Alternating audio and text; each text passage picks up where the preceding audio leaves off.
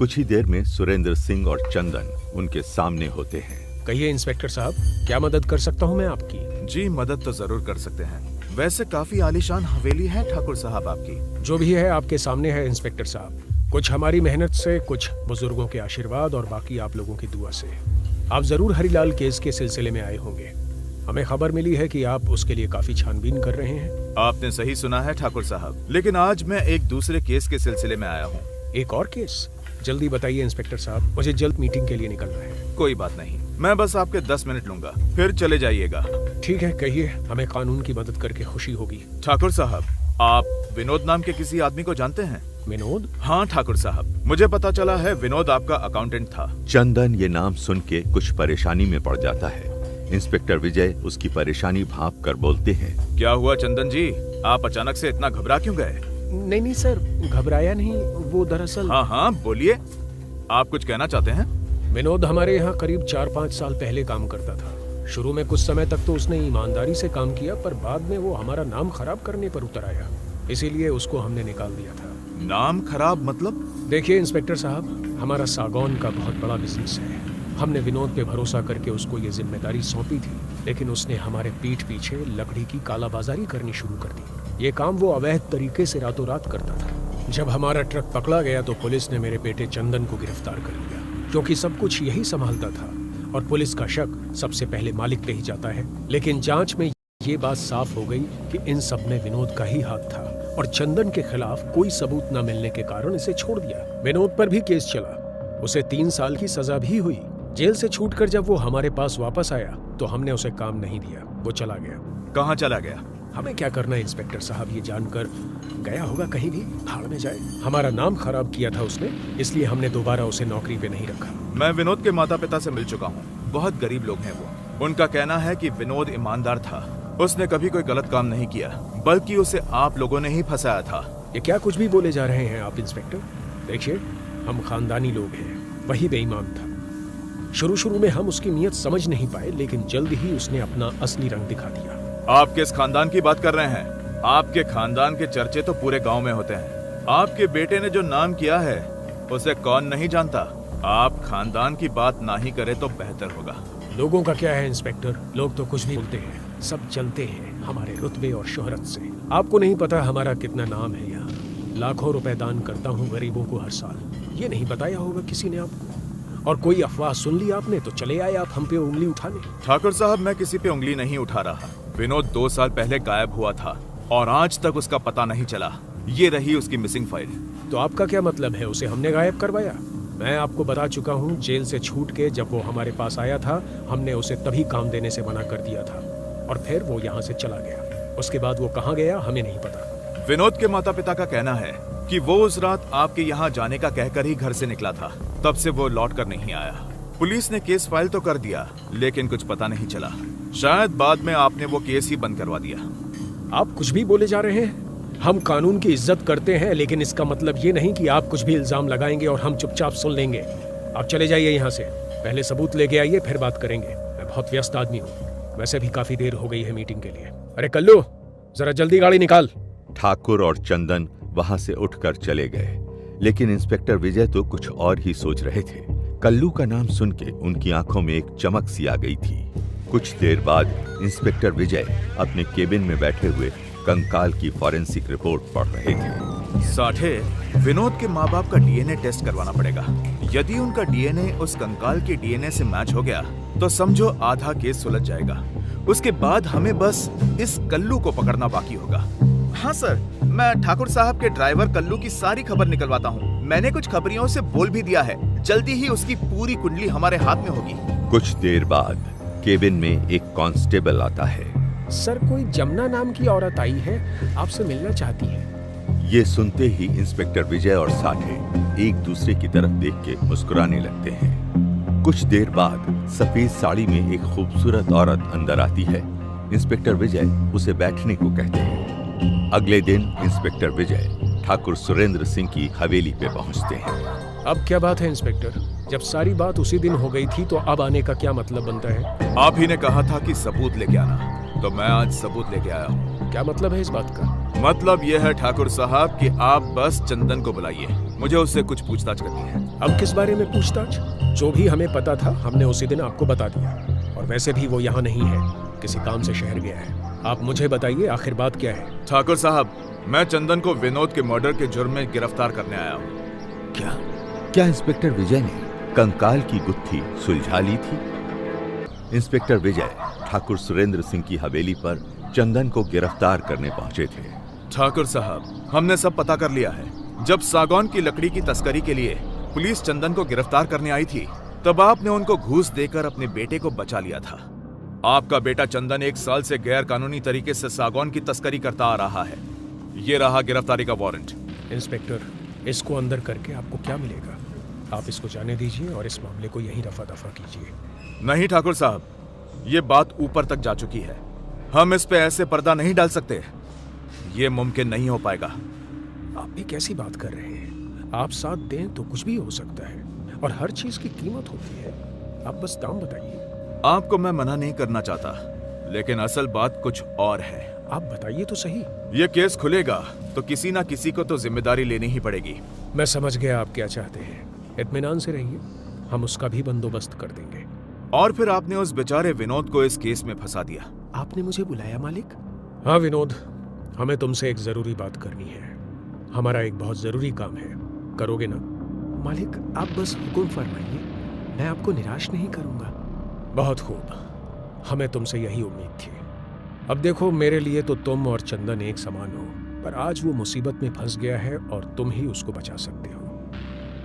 क्या हुआ चंदन भैया को? दरअसल बात यह है कि चंदन को पुलिस गिरफ्तार करके ले गई है किसी छोटे से केस में। मैंने उसको छुड़ाने का बंदोबस्त तो कर लिया है, लेकिन पुलिस के सामने किसी और को उसका जुर्म कबूल करना पड़ेगा। तो हमें लगा तुमसे ज्यादा भरोसेमंद आदमी कौन होगा। पर मालिक, तुम इतना मत सोचो, छोटा सा केस है। मैं सुबह ही अपने वकील से कह के तुम्हारी बेल करवा दूंगा और तुम्हारे घर 5 लाख का मुआवजा भी भिजवा दूंगा। भेंट के तौर पे रख लेना, तुम्हारा भला भी हो जाएगा और हमारे खानदान की इज्जत भी बची रहेगी। विनोद ठहरा सीधा साधा इंसान। गरीबी के चलते वो लालच में पड़ गया और आपकी बात मानने पे मजबूर हो गया। बेचारा और करता भी क्या, अपनी माली हालत से मजबूर होकर उसने आपके बेटे का जुर्म अपने सर ले लिया और जेल चला गया। आपने उसे जेल से छूट के वापस नौकरी पे रखने का वादा किया था, लेकिन आपने अपनी जुबान नहीं रखी। ना तो उसके घर पर वो रुपए भिजवाए, ना ही उसके माँ बाप की खोज खबर ली। 3 साल तक वो गांव वालों की जिल्लत और गरीबी की मार खाते रहे। जब विनोद 3 साल बाद जेल से छूटा और उसे ये सब पता चला, वो सीधा आपकी हवेली पे आ धमका। मालिक, विनोद तुम? मालिक, बाबूजी की तबीयत बहुत खराब है, उनका तुरंत इलाज करवाना पड़ेगा, हमारा पैसा दे दीजिए। तुम्हारे जेल जाते ही हमने 5 लाख रुपए तुम्हारे घर भिजवा दिए थे। अब क्या तुम्हें और पैसों का लालच आ गया है? ये कैसी बात कर रहे हैं आप? मेरे घर कोई पैसे नहीं पहुंचे, घर की हालत बहुत खराब है। आप अभी के अभी मेरे मुआवजे की पूरी रकम दे दीजिए। तेरी ये हिम्मत, हमसे धोखाधड़ी करने की कोशिश करता है? निकल जा यहाँ से, इससे पहले कि मेरा हाथ उठ जाए। धोखा तो तुमने मुझे दिया है। पहले मुझे झूठे केस में फंसाया और मेरी बेल नहीं कराई। मेरे घर वालों को कितनी जिल्लत झेलनी पड़ी तुम्हारे बेटे की वजह से, और अब मेरा पैसा छीन रहे हो। एक बात कान खोल कर सुन लो, मैं चाहूं तो अभी बड़े साहब को जाकर सब सच बता सकता हूं। गांव भर में तुम्हारी बची खुची इज्जत भी चली जाएगी और तुम्हारा ये नालायक बेटा भी जेल चला जाएगा। सीधे तरह से मुझे मेरा पैसा और नौकरी वापस कर दो, वरना अच्छा नहीं होगा। विनोद की धमकी से आप डर गए। आपने उसे पैसे देकर वापस भेज तो दिया, लेकिन आपके दिमाग में डर बैठ गया कि अगर विनोद ने गांव में सच बता दिया तो आपकी झूठी शान मिट्टी में मिल जाएगी। इसलिए उसके जाने के बाद आपने चंदन से कहकर उसे रास्ते से हटा देने का बंदोबस्त कर दिया। उसी रात चंदन और आपके नौकर कल्लू ने मिलकर विनोद को जान से मार डाला। जब इतना सब जान ही लिया है तो ये भी सुन लीजिए। ये सच है कि मैंने विनोद पे जुर्म कबूलने को मजबूर किया था, जिससे कि मेरी खानदानी इज्जत बनी रहे। अब क्या करें, जब औलाद ही ऐसी निकले तो आदमी और क्या कर सकता है। अपनी खानदानी इज्जत को अपने बेटे की छोटी सी नादानी से कैसे बर्बाद होते देख सकता था। मैं मानता हूं मैंने चंदन को बचाने के लिए विनोद को इस केस में फंसाया, पर मैं अपनी जुबान का पक्का हूं। अपने वादे के मुताबिक मैंने उसके घर 5 लाख रुपए भिजवा दिए थे, इसलिए आप ये नहीं कह सकते कि मैंने अपना वादा पूरा नहीं किया। विनोद के मन में पैसे का लालच आ गया था। जिस दिन वो जेल से छूट के आया, मैंने उसे दोबारा 5 लाख रुपए दिए। मैं इतना नीचे नहीं गिर सकता कि उसका खून करवा दूं। आपका ये इल्जाम सरासर गलत है। विनोद वो पैसे लेकर गायब हो गया। ठाकुर साहब, विनोद मर चुका है। ये रही फॉरेंसिक डीएनए रिपोर्ट जो हमने उसके पिता और उसके कंकाल के डीएनए से मैच की है। वो कंकाल किसी और का नहीं बल्कि विनोद का ही है। आपके ड्राइवर कल्लू और कीरत की बीवी जमुना के स्टेटमेंट भी हमारे पास है, जिसमें उन्होंने विनोद की हत्या के लिए आपके बेटे के खिलाफ बयान दिए हैं। कल्लू ने अपना जुर्म कबूल कर लिया है। ठाकुर साहब ये सब सुन के हताश होकर बैठ जाते हैं। साठे, कुछ लोगों की टीम को तुरंत शहर भेजो और चंदन को गिरफ्तार कर सीधे थाने लाओ। जी साहब। ठाकुर साहब, अब तक आप चंदन को कई बार बचा चुके हैं, लेकिन अब अगर आपने कुछ ऐसा किया तो मुझे आपको भी गिरफ्तार करना पड़ेगा। अगर चंदन यहां आए तो बेहतर यही होगा कि आप उसे पुलिस के हवाले कर दीजिए। उधर इंस्पेक्टर विजय के केबिन में। सर, उस कंकाल की गुत्थी तो सुलझ गई, अब बस ज्योति का पता लगाना है। कुछ सवाल अभी भी अनसुलझे हैं। विनोद के फॉरेंसिक रिपोर्ट में 2 तरह की मिट्टी क्यों पाई गई? कल्लू और जमुना के बयान से तो विनोद को 2 साल पहले ही इमली के पेड़ के नीचे दफना दिया गया था। फिर ज्योति ने उस रात विनोद का खून होते हुए कैसे देखा? आखिर एक ही घटना एक ही जगह पे 2 अलग-अलग समय पे कैसे घट सकती है? अब हरिलाल के घर पे काफी रात हो चुकी थी। हरिलाल सोने की कोशिश कर रहा था, तभी उसे बाहर से छन छन की आवाज सुनाई देती है, जैसे कोई औरत उसे पुकार रही हो। वो उठकर खिड़की से बाहर देखता है तो उसकी आवाज हलक में अटक कर रह जाती है। बाहर आंगन में कोई साया घूमता हुआ नजर आता है। ये तो वही औरत ज्योति है। लेकिन इस बार वो पहले जैसी नहीं लग रही थी। हरिलाल की सांस जैसे उखड़ जाती है। सर्द मौसम में भी पूरा बदन पसीने से तरबतर हो जाता है। ज्योति बाहें फैलाए उसके आंगन में खड़ी होती है।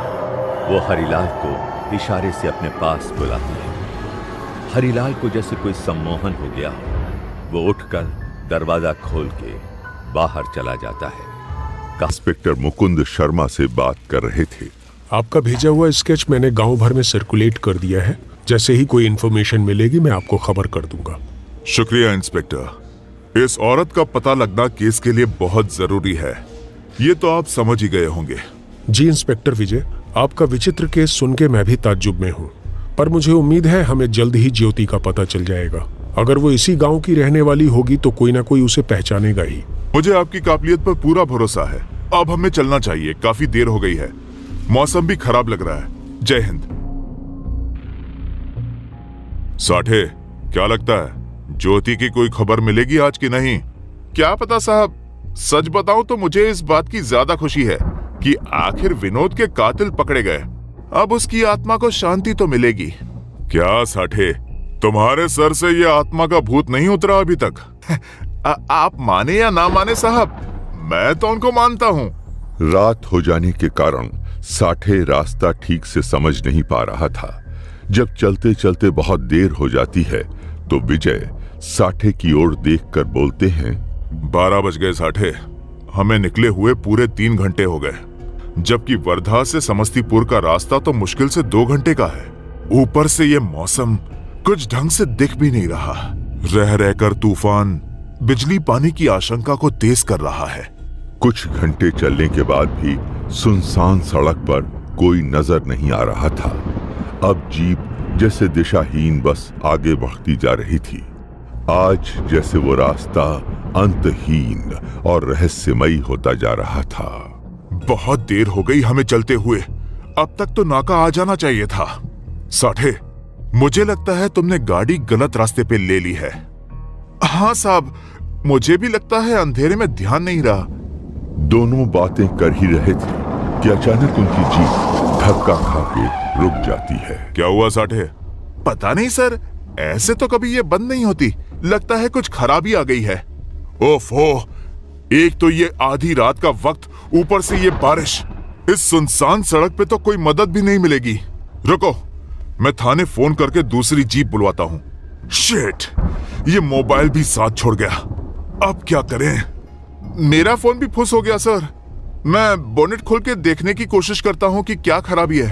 टॉर्च लेके साठे गाड़ी से उतरता है, लेकिन अब इसको भी अभी खराब होना था। लगता है इसकी भी बैटरी खत्म हो गई है।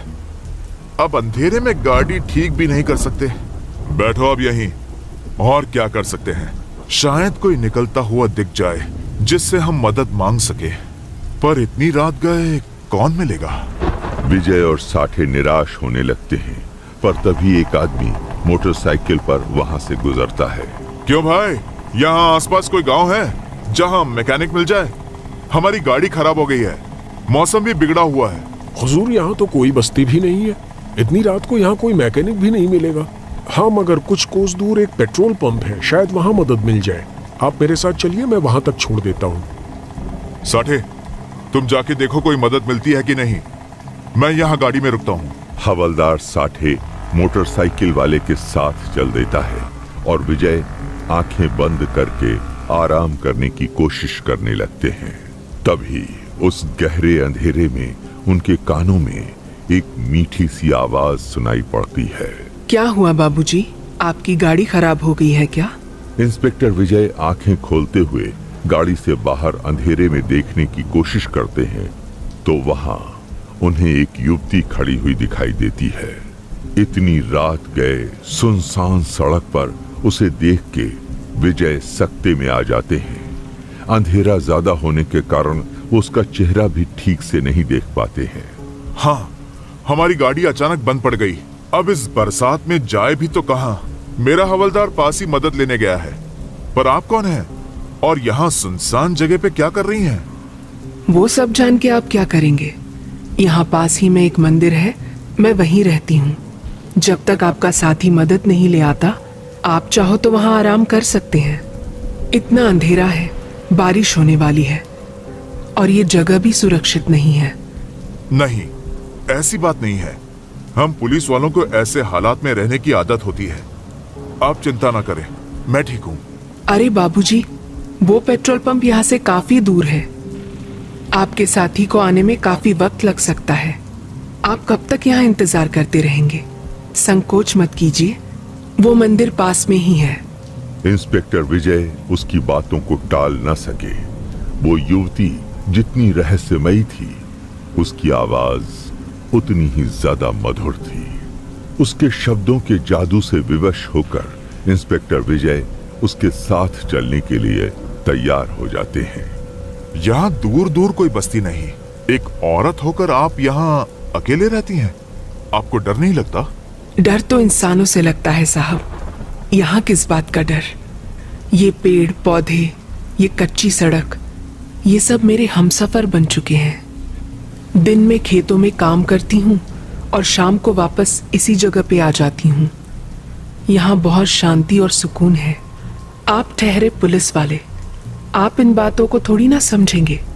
इंस्पेक्टर विजय अंधेरे में संभलते उस औरत की बातों में खोए हुए चलते चले जा रहे थे। अंधेरे में रास्ता ठीक से समझ नहीं आ रहा था, इसलिए वो उस औरत की आवाज के पीछे बस चले जा रहे थे। उन्हें काफी अजीब महसूस हो रहा था, जैसे ये सब किसी स्वप्न का हिस्सा हो। तभी कड़कती बिजली की रोशनी में एक मंदिर नुमा आकृति दिखाई पड़ती है। वो रहा साहब मेरा आशियाना, मेरा मंदिर। बस ये और मैं यहाँ सुनसान में पड़े रहते हैं। आखिर कौन थी ये औरत? क्या इंस्पेक्टर विजय किसी मुसीबत में पड़ने वाले थे?